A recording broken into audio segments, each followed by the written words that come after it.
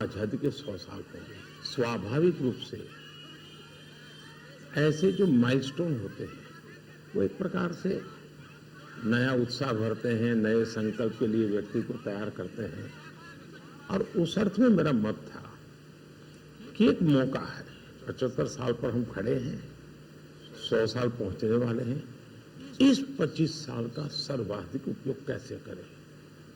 हर institution, हर कोई अपना एक लक्ष्य बनाए कि मैं अपना गांव का प्रधान हूं, 2047 तक मेरे गांव में इतना तो मैं करूंगा। आरबीआई को मैं कार्यक्रम में भी गया, 90 साल का उनका काम। तो मैंने कहा कि 10 साल बहुत महत्वपूर्ण है, आपके 100 साल होंगे, इस पर अभी से सोचिए।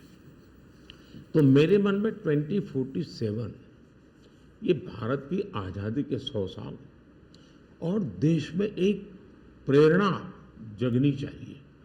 और आजादी के 100 साल अपने आप एक बहुत इंस्पिरेशन है, किसी व्यक्ति की जरूरत नहीं है। तो एक पार्ट तो वो है, दूसरा है 2024। 2024 ये चुनाव का हमारा जो क्रम है 5 साल का, उसके हिसाब से वो आया हुआ क्रम है। और मैं मानता हूं कि चुनाव ऑल टुगेदर डिफरेंट थिंग है। एक तरफ इस चुनाव में आप देखते हैं, लोकतंत्र में चुनाव को हमने लाइट नहीं लेना चाहिए। ये एक बहुत बड़ा महापर्व है और इसलिए मेरा तो मत है कि उत्सव के रूप में मनाना चाहिए। उससे जैसे स्पोर्ट्स, उसका जब फेस्टिवल होता है, स्पोर्ट्स के इवेंट होते हैं, वो स्पोर्ट्समैन स्पिरिट को पैदा करते हैं। प्रतिस्पर्धा भी। जब खेल का मैदान होता है तो देखने वाले, खेलने वाले, स्पोर्ट्समैन स्पिरिट का एक एनवायरनमेंट क्रिएट होता है जो हमारे संस्कार बन जाते हैं। चुनाव का ये माहौल अगर हम उत्सव में पलट दें, लोकोत्सव बना दें, तो हमारी रगों में डेमोक्रेसी, आने वाली पीढ़ियों के रगों में वो संस्कार बन जाती है। और लोकतंत्र के लिए बहुत आवश्यक है कि लोकतंत्र ये सिर्फ संविधान की सीमाओं में नहीं बंधना चाहिए, हमारी रगों में होना चाहिए, हमारे संस्कार में होना चाहिए। और उस अर्थ में मैं 2024 को देखता हूं। ये बात सही है कि हमारा 25 साल का विजन, और उसमें मैंने बहुत काम किया है। और ये आज कर रहा हूं ऐसा नहीं है, शायद मैं जब गुजरात में था तब भी उन दिशा में सोचता था। अब देखिए 2024 का चुनाव तो देश के सामने एक अवसर है कि एक कांग्रेस सरकार का मॉडल और एक बीजेपी सरकार का मॉडल, उनका 5-6 दशक का काम, मैं उनके लिए बहुत खुला मैदान छोड़ता हूं। 5-6 दशक का काम और मेरा सिर्फ 10 साल का काम। कंपैरिजन कीजिए, किसी भी क्षेत्र में कंपैरिजन कीजिए, अगर कुछ कमियां होगी तो भी हमारी एफर्ट्स में कमी नहीं रही होगी। दूसरा, मुझे 10 साल में 2 साल तो कोविड की लड़ाई में जाना पड़ा और आफ्टर इफेक्ट भी बहुत था। फिर भी आज हम कंपैरेटिवली देश को स्पीड कहो, स्केल कहो, सर्वांगीण विकास की बात करें तो वो कहें, सर्व समावेशक विकास की बात कहें तो वो देखें, हर पैरामीटर पे आपको कांग्रेस के मॉडल से एक ऐसा मॉडल नजर आ रहा है कि हाँ, इस रास्ते पर हम चलेंगे इतनी गति से, और गति और बढ़ानी है मुझे, अगले टर्म में गति भी बढ़ानी है और स्केल भी बढ़ाना है। तो वो तो मेरा लक्ष्य ही है। दूसरा, आप देखेंगे कि जब देश चलाने की देशवासी जिम्मेवारी देते हैं तो आपका सिंगल माइंडेड फोकस होना चाहिए। देश के लोग, दुर्भाग्य से पहले की राजनीतिक कल्चर ने परिवार को कैसे मजबूत बनाना, परिवार की जड़ों को कोई उखाड़ न दे, उसी में शक्ति लगाते रहे। जबकि मैं देश मजबूत इसी एक लक्ष्य को लेकर के काम कर रहा हूँ। मेरी सरकार पूरी उस लक्ष्य को लेकर के काम रही है। और जब देश मजबूत होता है तो हर कोई उसका बेनिफिशियरी संतोष अनुभव करता है। कहा यार कुछ तो हो रहा है, मेहनत तो कर रहा है, ईमानदारी से कर रहा है, इन चीजों का इम्पैक्ट होता है। तो 2024 ये चुनाव है और चुनाव का मैदान है, तो हम एक अपने ट्रैक रिकॉर्ड को लेकर के गए हैं और वे अपने ट्रैक रिकॉर्ड को लेकर के आए हैं। अब प्रधानमंत्री जी, आपने दो चीज़ों का जिक्र किया जिसके बारे में पूछना चाहूँगी। एक तो वो जब आरबीआई में जब आपने कहा 2014 विजन वगैरह की बात कर रहे थे, तो जब आप कहते हैं कि ट्रेलर है, आपके स्पीचेस में कहते हैं अभी तो ट्रेलर है, मैं बहुत कुछ करने वाला हूँ, तो एक कस्बा होता है जो थोड़ा नर्वस हो जाता है कि करने क्या वाले हैं मोदी जी। एक वो नर्वस होते हैं, जो दूसरे जिनका विश्वास आप पर पूर्ण तरह है, वो सोचते हैं कि हाँ अभी और काम बाकी है और मोदी जी उसे अंजाम देने वाले हैं। तो दोनों के लिए आप अगर हमें बताएं कि विजन क्या है कि 2047 तक किस तरह ये विजन सक्सेसफुल होगा, क्या आपका गेम प्लान है? जब मैं कहता हूँ कि मेरे मन में बहुत बड़े बड़े प्लान है और उसके लिए बहुत बड़े बड़े फैसले हैं, किसी को डरने की ज़रूरत नहीं है। मेरे निर्णय किसी को डराने के लिए नहीं है, किसी को दबाने के लिए भी नहीं है। मेरे निर्णय देश के सर्वांगीण विकास के लिए है, जन कल्याण के लिए है।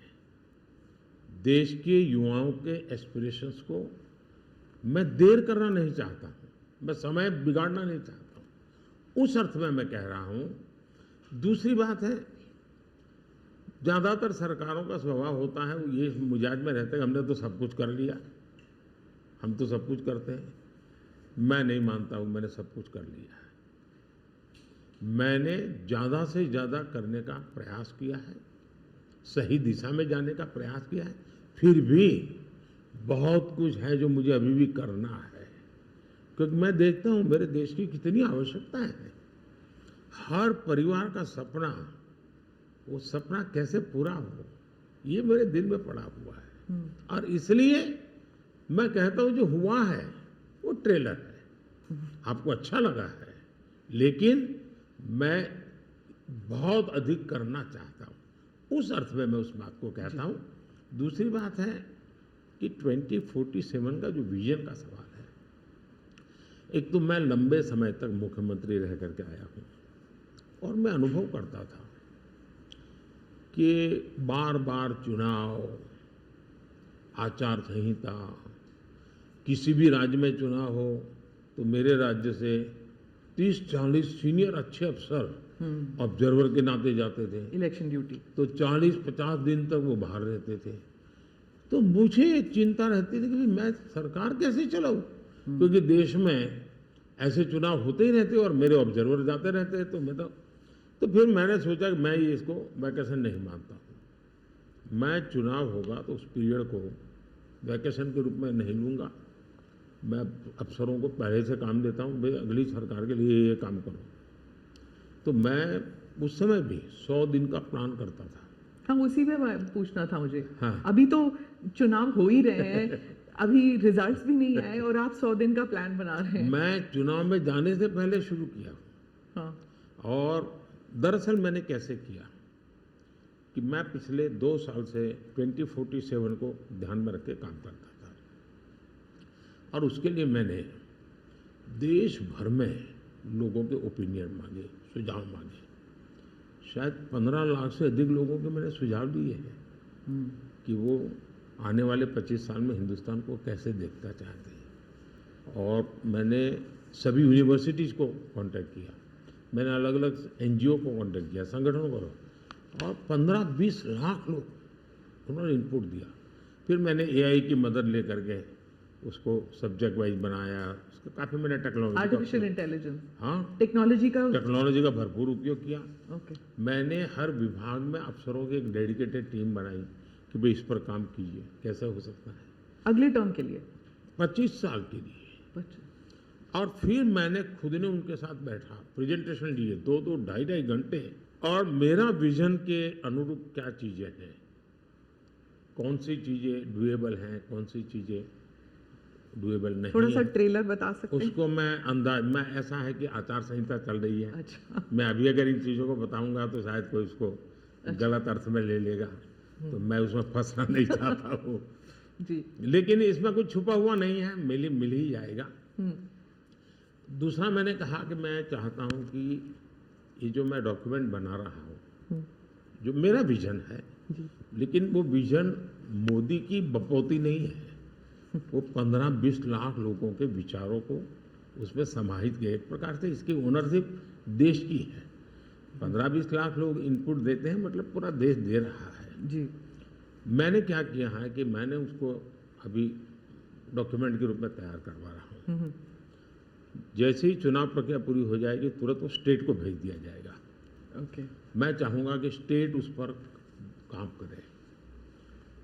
स्टेट को क्या लगता है, क्या हो सकता है, क्या नहीं। और वो सिर्फ बीजेपी स्टेट्स नहीं है, सभी। नहीं, पूरा देश, ये देश का है, ये भाजपा का नहीं है जी। ओके। ये काम देश का है। फिर मैं नीति आयोग की मीटिंग बुलाऊंगा, उसमें इस पर व्यापक चर्चा करूंगा मुख्यमंत्रियों के साथ, और फिर उसमें से एक फाइनल चीज बनेगी। दूसरी तरफ मैंने अफसरों को कहा कि अभी जो हमारे सामने चित्र बना है, जो कुछ भी इनपुट आए उसका आधार, मैंने अपने इनपुट दिए, उसमें से मुझे 3 हिस्सों में काम करना है। एक, बीजेपी का जो मैनिफेस्टो आएगा, उसमें से करणीय काम तुरंत कैसे ले सकते हैं। दूसरा, ये जो 25 साल का हमारा जो एक खाका बना है, जो मेरा अपना विजन है, अभी तो मैं चाहूँगा कि मुझे और भी उसमें क्रिटिकल इनपुट चाहिए मुझे। मैं ऐसा नहीं मानता हूँ कि सब कुछ मुझे ही समझ और मुझे ही दिखता है। कोशिश मैंने भारी की, मैंने काफ़ी समय लगाया इसमें। उसको मैं 3 हिस्सों में बांटा। एक 25 साल, उसके लाइट में मेरे नेक्स्ट 5 ईयर, और उसके लाइट में मेरे फर्स्ट 100 डेज। तो इस प्रकार से मैंने पूरा डिजाइन बना के अफसरों को काम पे लगा दिया है, क्योंकि मैं 1 मिनट भी गंवाना नहीं चाहता हूँ जी। अब आपको याद होगा 2019 में बहुत कम लोगों को ध्यान रहता है, उस समय भी मैंने 100 दिन का काम दे करके चुनाव के मैदान में गया था, और जब मैं वापस आया, आर्टिकल 370 100 दिन में मैंने कर दिया। 3 तलाक से मेरी बहनों को मुक्ति दिला दी, पहले 100 दिन में किया। यूएपीए बिल सिक्योरिटी को लेकर के हमने 100 दिन में कर दिया।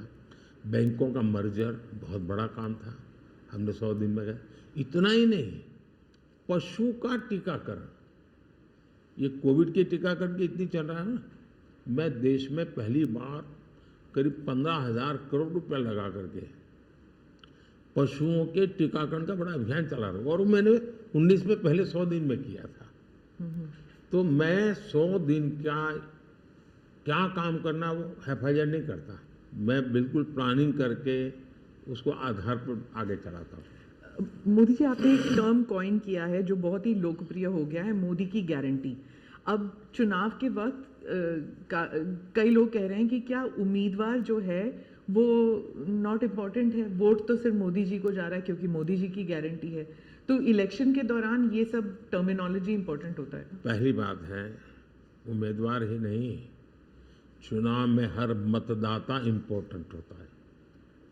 चुनाव में बूथ लेवल का कार्यकर्ता भी इम्पोर्टेंट होता है, कैंडिडेट भी उतना ही महत्वपूर्ण होता है। और इसलिए ये कह देना कि और किसी का महत्व नहीं होता है, ये वरना इतना बड़ा चुनाव हो ही नहीं सकता है जी, तो बहुत महत्व होता है। जहाँ तक गारंटी का सवाल है, आज हमारे यहाँ दुर्भाग्य से शब्दों के प्रति जो कमिटमेंट होना चाहिए, वो एक प्रकार से लग रहा है कि ये तो चलते का नाम गाड़ी, कुछ भी बोल दो, कहीं पर भी बोल दो, कोई जिम्मेवारी नहीं। अब आप देखा होगा इन दिनों एक नेताजी के पुराने ढेर सारे वीडियो बाजार में घूम रहे हैं, और उनके एक विचार से दूसरा विचार कितना कॉन्ट्राडिक्टरी है। अब लोग एक साथ देखते होगा, अरे ये आदमी इतना हमें मूर्ख बनाता था, हमारी आंख में धूल झोंकता। अभी मैंने एक नेता का भाषण सुना, उन्होंने कहा एक झटके में मैं गरीबी हटा दूंगा। अब जिनको 5-5, 6-6 दशक देश का राज करने को मिला, वो जब आज कहेंगे कि मैं एक झटके में गरीबी हटा दूंगा, तो देश सोचता है ये क्या बोल रहे हैं। तो मुझे लगता है पॉलिटिकल लीडरशिप की क्वेश्चनेबल होती जा रही है। ऐसे में प्राण जाए और वचन न जाए,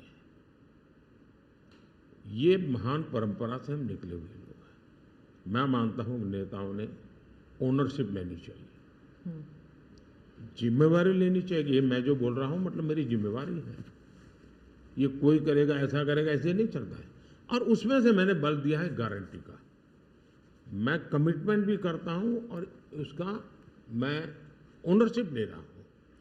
और जब ओनरशिप लेते हैं तो देश को भरोसा होता है।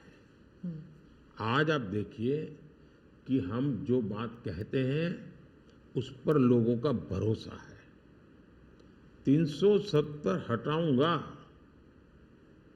भले हमें पार्टी का जन्म हुआ तब से हम कह रहे थे, हमारे श्यामा प्रसाद मुखर्जी ने बलिदान दिया था, लेकिन हम उस पर पक्के मन से लगे हुए थे। जब मेरा मौका आया मैंने पूरी हिम्मत दिखाई, 370 गई और आज जम्मू कश्मीर का भाग्य बदल गया।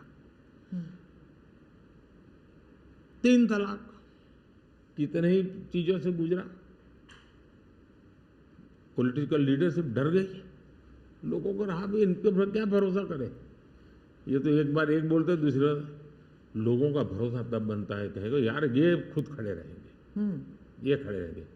और जाना भी है तो जिम्मेवारी लेकर के जाएंगे कि भाई ये था, मैं सोचा था, नहीं कर पा रहा हूं, मैं जा रहा हूं वापिस। लेकिन भरोसा बहुत बड़ी ताकत होती है और भारत जैसे देश में ये भरोसा को मैं अपनी जिम्मेवारी मानता हूं और इसलिए मैं बार बार गारंटी ये कहता हूं। मोदी जी, आप भरोसे की बात करते हैं, जब भी हमारे कैमरा टीम्स जहां भी जाते हैं वो सब यही कहते हैं कि जो मतदाता हो या कैंडिडेट हो वो सब यही बात करते हैं, मोदी पर भरोसा। तो have we come to this situation जहां पे पहले होते थे, बोला जाता था कि Indira is India, India is Indira, और अब है मोदी इज भारत, भारत इज मोदी। क्या उस लेवल पर पहुंच गए हैं? ऐसा है कि देश ये कहता है और जो मैं खुद भी फील करता हूं कि ये माँ भारती का बेटा है, ये माँ भारती का संतान है। उससे ज़्यादा न लोग मुझे मेरे लिए सोचते हैं, न ही मेरे लिए बोलते हैं। भारत माँ का संतान है, माँ की सेवा कर रहा है, तो इतना ही बहुत है। मैं राम मंदिर प्राण प्रतिष्ठा की बात करती हूँ। इसको एक राजनीतिक रंग नहीं चढ़ना चाहिए था, लेकिन हो गया है। और जब इलेक्शंस आ गए हैं तो फिर चाहे ऑपोजिशन हो या बीजेपी हो, एक दूसरे पर आरोप लगाते हैं, तुम पापी, तुम पापी। कांग्रेस कहती है कि इसका राजनीतिकरण बीजेपी ने किया इसलिए वो पापी है। बीजेपी कहती है कि न्योता देने के बावजूद आप प्राण प्रतिष्ठा में आए नहीं इसलिए आप पापी हैं। तो इसे आप कैसे देखते हैं? पहली बात है कि इसका राजनीतिकरण किसने किया,